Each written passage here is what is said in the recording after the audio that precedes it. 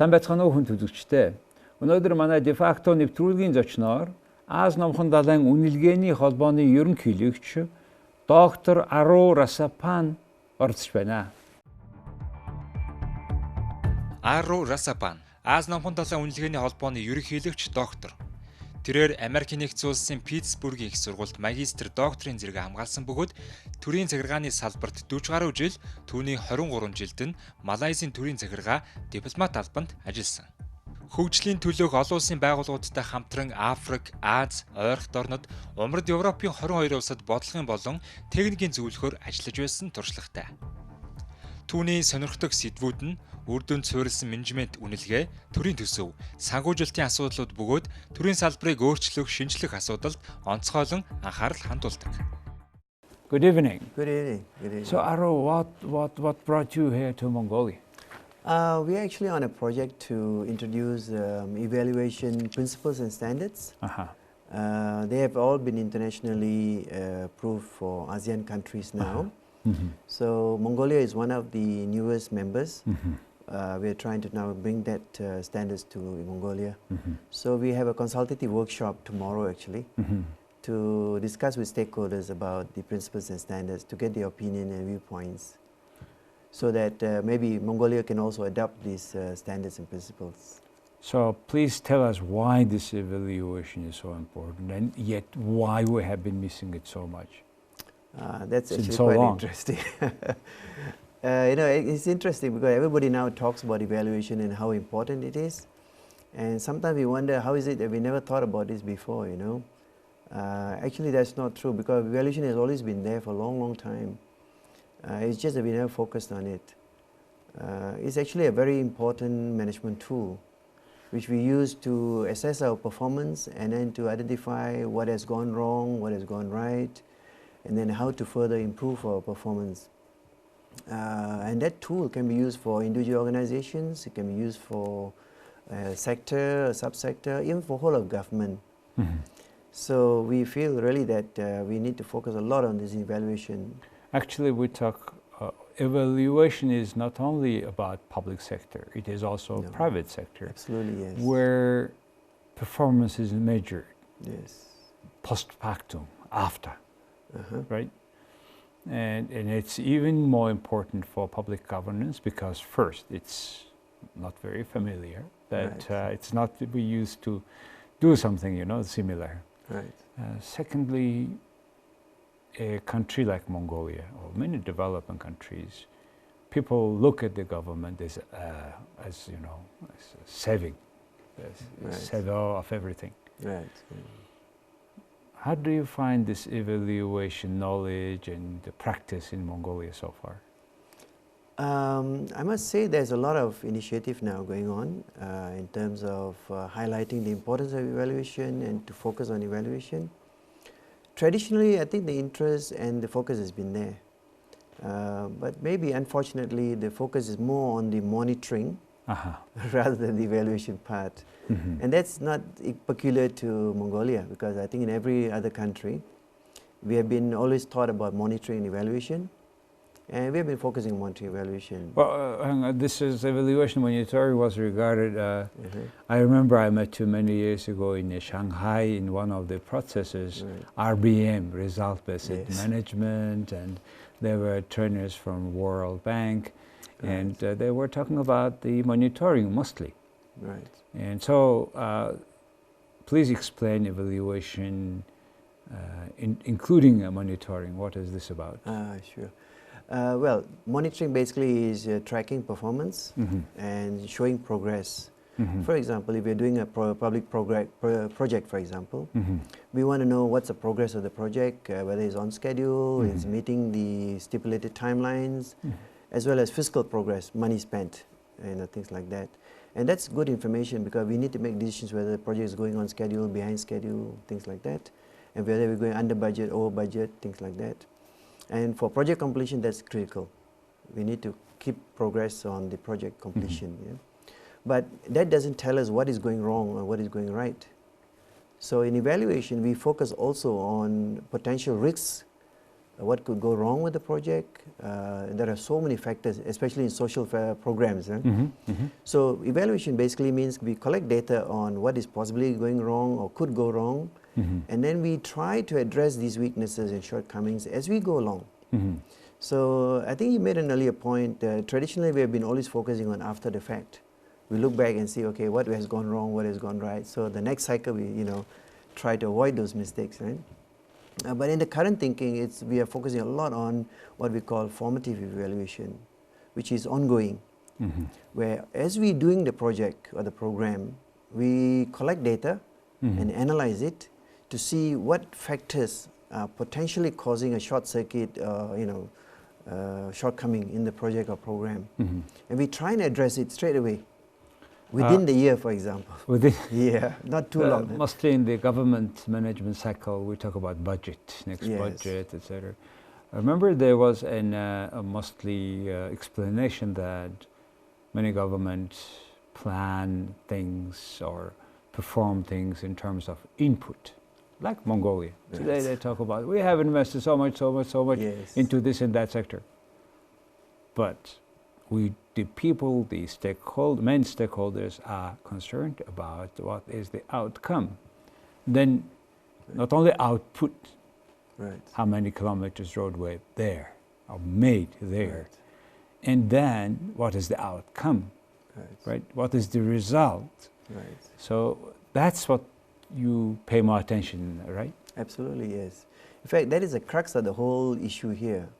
That while it's important to focus on the inputs, how much money we're spending and what's the progress of the project, how many roads we constructed, or how well the road is constructed, and so on and so forth. But at the end of the day, the question is, so what? Why? So we have constructed the road for what?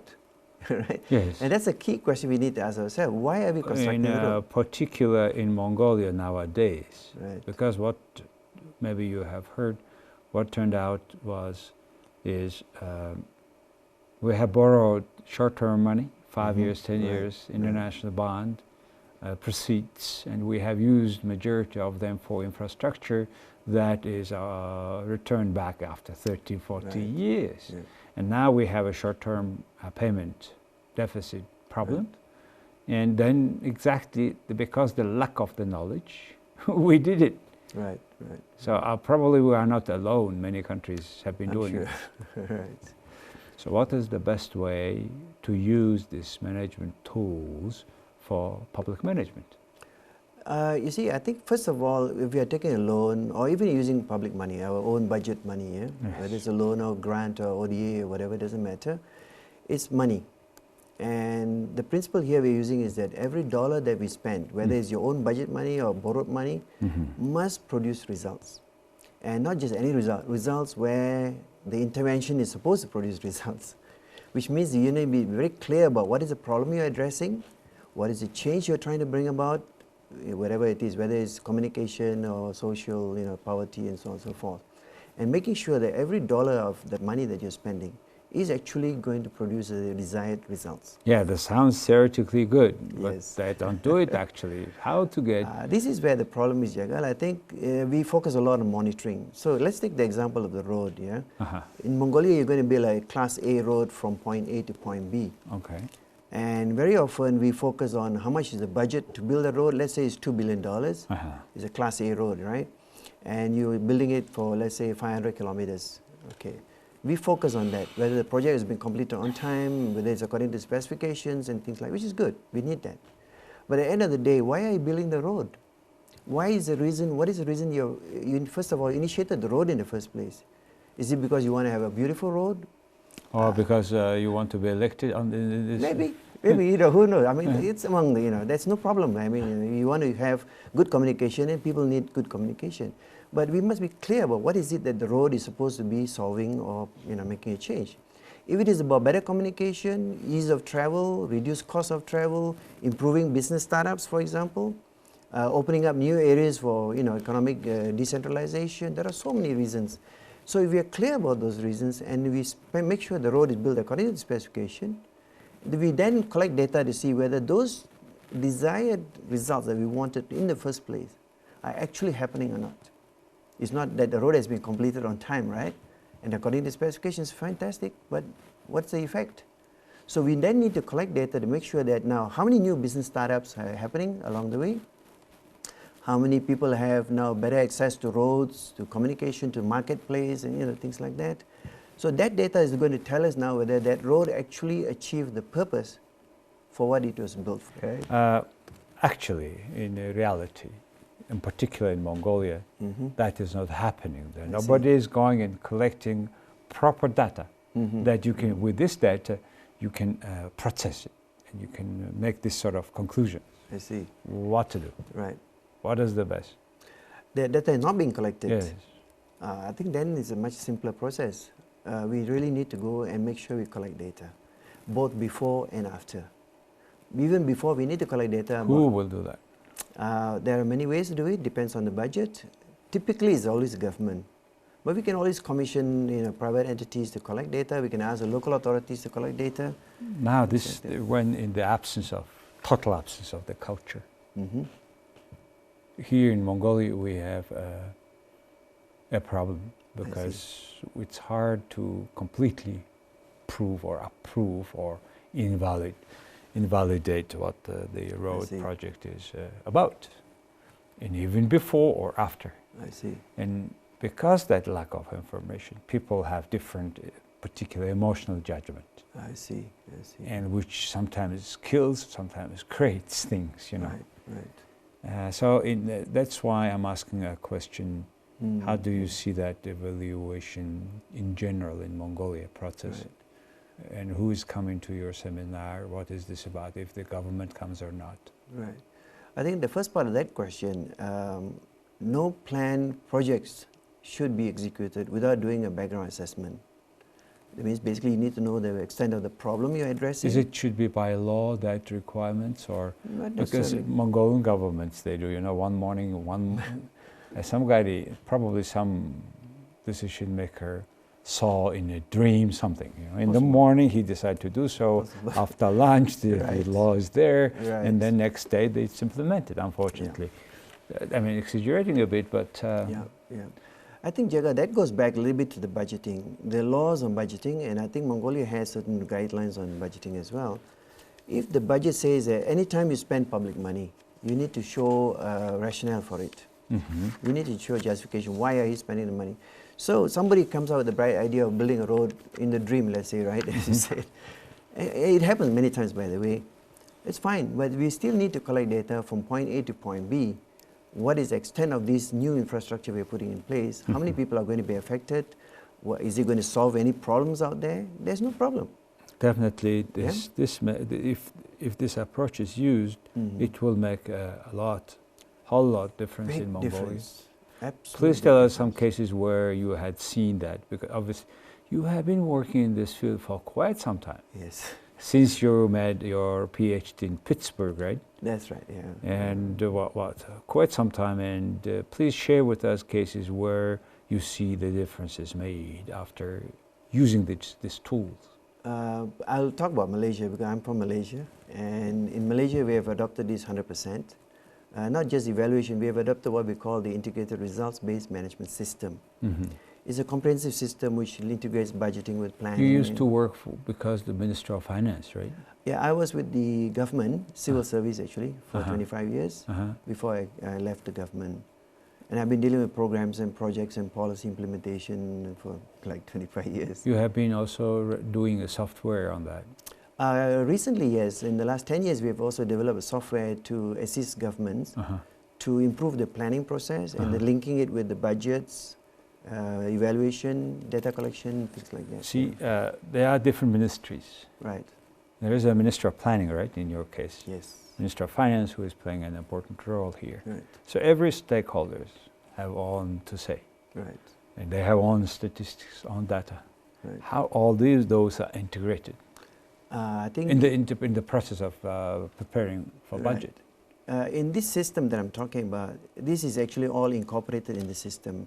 As I say, it's called the integrated results-based management system. It actually requires sort of like centralized planning with the Central Planning Ministry, or like in Malaysia's case, the Economic Planning Unit of the Prime Minister's Office. But that planning is not done just at the central level. It's a highly consultative process, right down to the grassroots, where we actually assess the needs of the people, the problems of the people, and so on. And then we strategically put them into sector plans and subsector plans at the national level. So at the end of the day, national priorities actually are more important than just talking about the grassroots level priorities, even though that's critical. Yeah?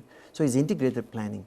So when you account or taking into consideration the local priorities, somehow this discussions comes on the same platform, right? Yeah. Until it comes to the integrated way to the top level. Sure.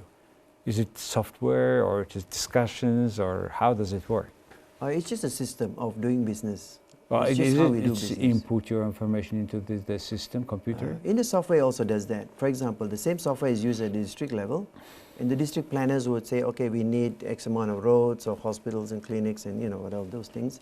But they must be then fitted into a national priority area. Yeah. So at every level they put in their requirements, needs, justification, what they need. Right, but they must link it with the sector priorities and national priority, which is critical. Where they will take that? No, because the important priority is the local level. I understand, but there's a sector description, sector picture, how the local guy will receive. No, sector priorities are made known to the, see, it's a top-down and bottom-up process, right? I see. Top-down priorities are made known to the local levels. For example, let's say rice production, food security, that we want to improve food security. Yeah, I understand, but it goes top-down special first. Software, or it just go by other means? Traditionally, it's been by circulars. Yes. So the Ministry of Planning sends a circular out to the districts, Yes. saying in the next 5 years we want to focus on something. Understand. But now through the software, the people in the district can immediately see what are the national priorities. Okay. When they do the planning, they just link it with that. Who is running that software? Through the central agencies. So here, that's what a very practical approach I have. Right. In Mongolia, we have some strategy plan, 20 years, 30 years. Now they put that sector plan is this and this, but they keep changing or they keep forgetting the previous one made, That's that's a big problem, yeah.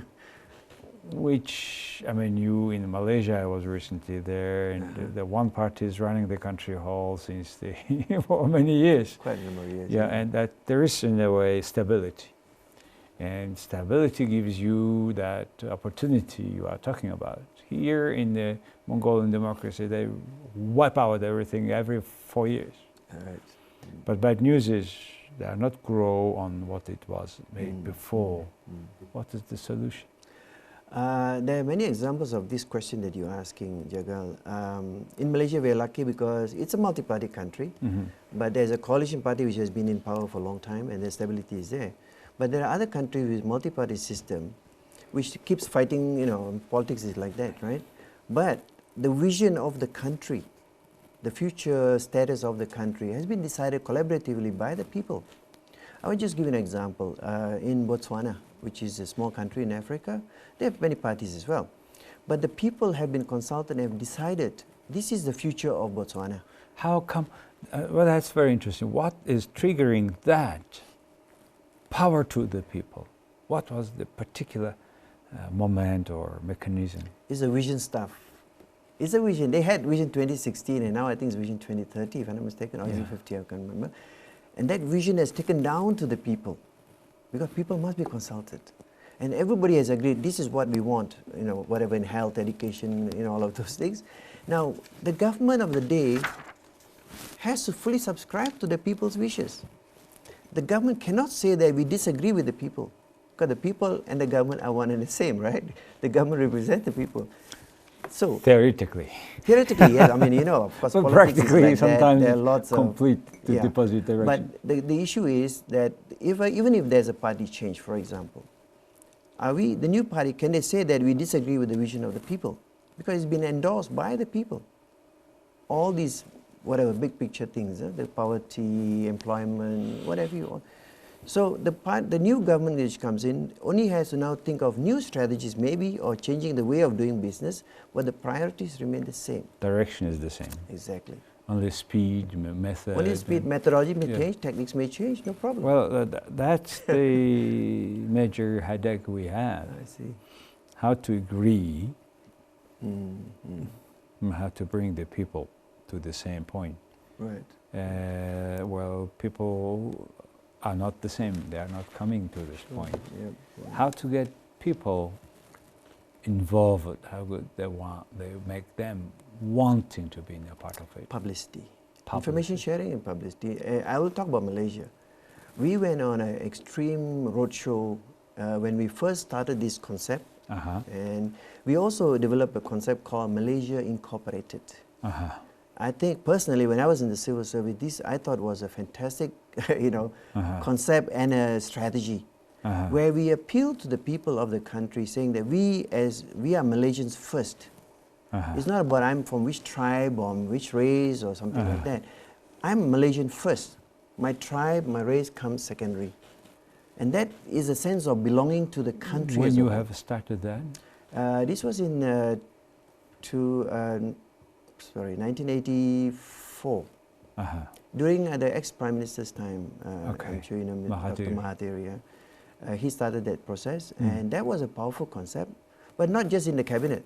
We took it down right to the grassroots, where we had a lot of talks and seminars and discussions with the leaders.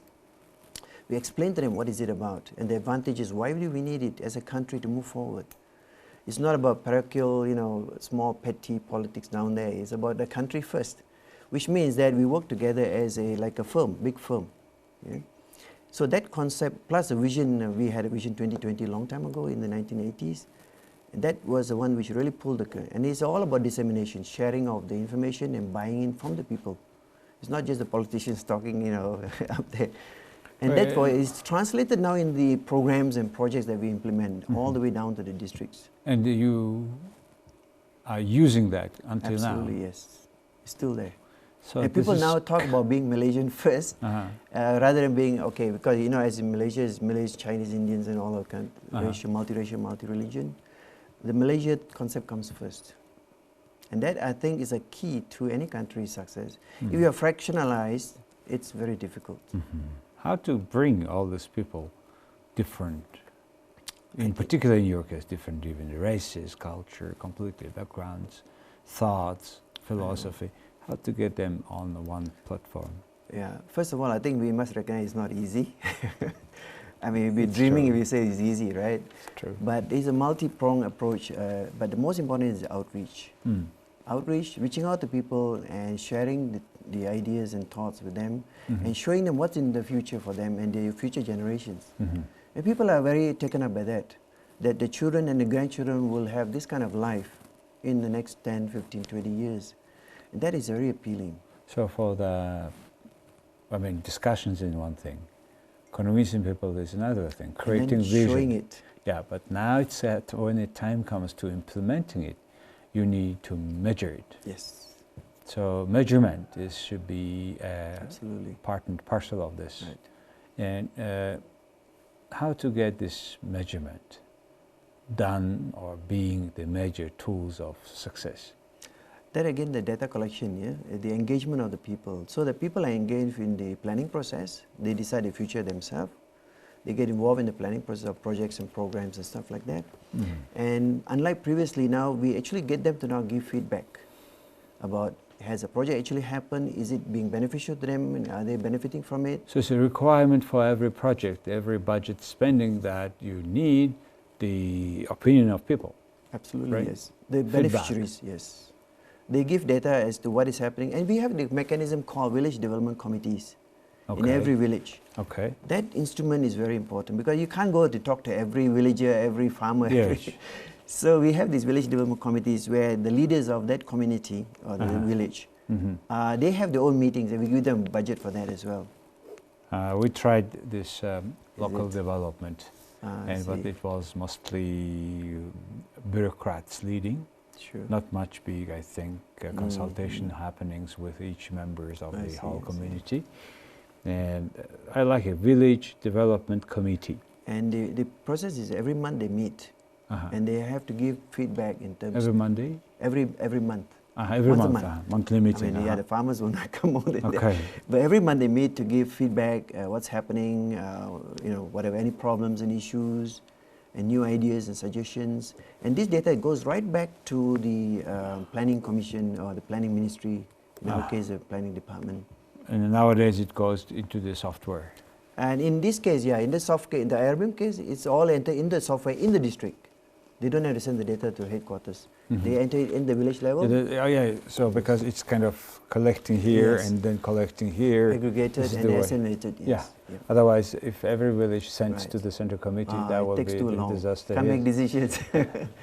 With this one, now the central planning people in the, let's say in cabinet or in the planning commission, they can see straight away every month at least what's the progress of the projects and where and what and the feedback.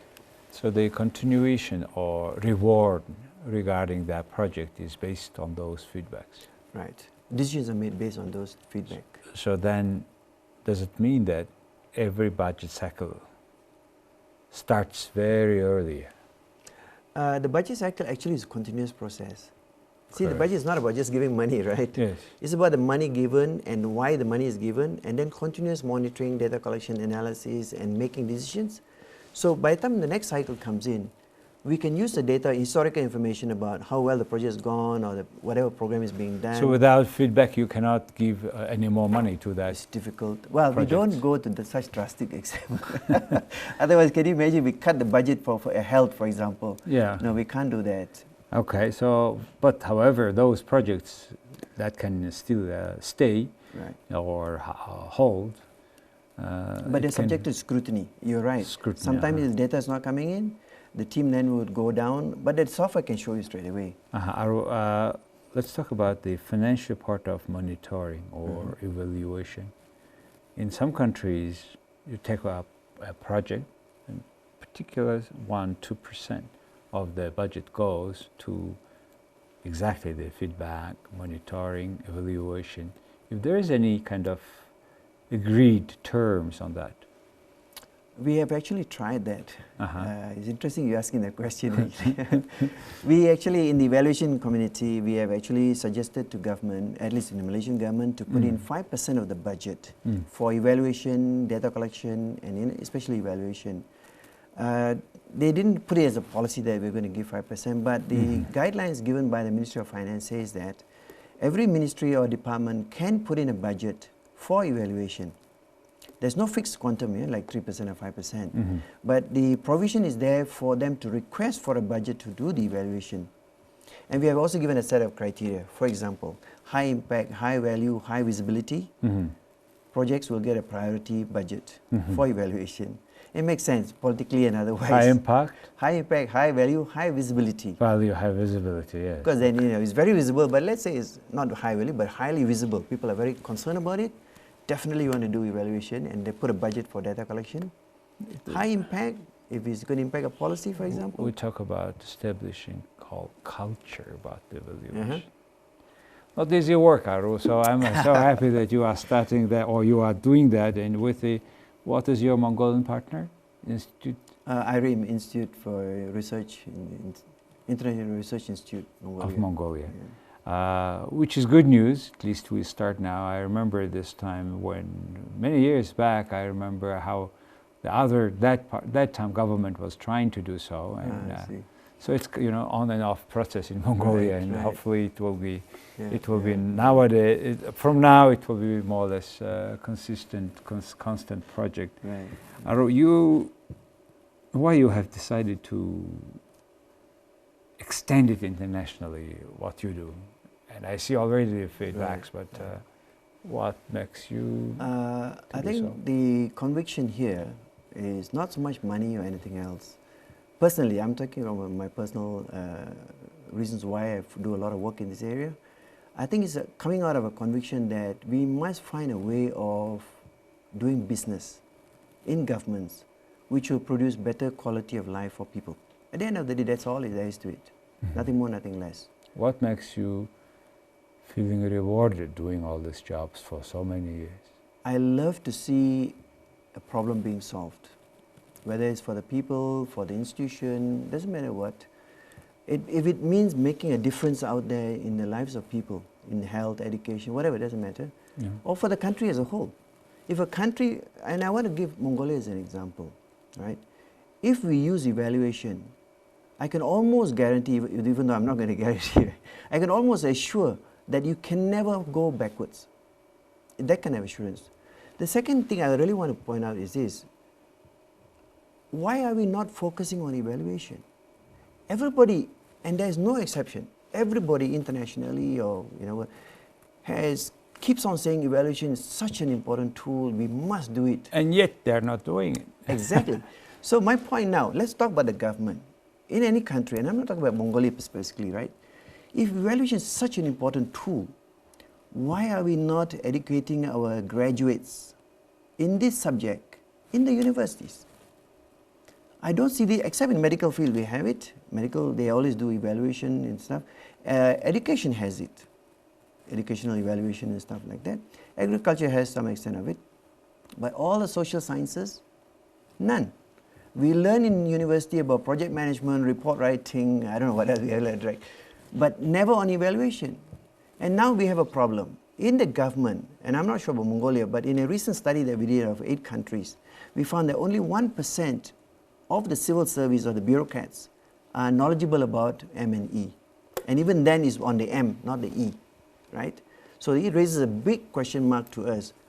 How then can the country progress if the civil servants have no knowledge about how to use this such a powerful tool called evaluation to improve performance? Exactly, Aru. So that's what you are doing here, and with this seminar you start, and I understand government is participating. We'll have increased that amount of small, tiny part of employees, public employees, to understand more. Thank you very much for doing that. Pleasure. We call it a drop is good to the ocean. It's like a ripple. Yes. Thank you. Thank you, Jacob. Thank you very much. Хүн төлөвчтэй өнөөдөр манай дефакто нэвтрүүлгийн зочноор Ази Номхон далайн үнэлгээний холбоо гэж байдаг. Evaluation. Энэ холбооны ерөнхийлөгч Ару Расаппан оролцлоо. Их баярлалаа.